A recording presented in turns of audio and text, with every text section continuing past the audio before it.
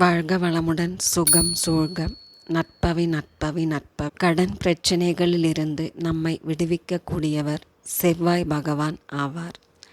அவரின் மந்திரங்களை செவ்வாய்க்கிழமை தோறும் சொல்லி வர விரைவில் அனைத்து கடன்களையும் அடைக்க அவர் நல்லருள் புரிவார்.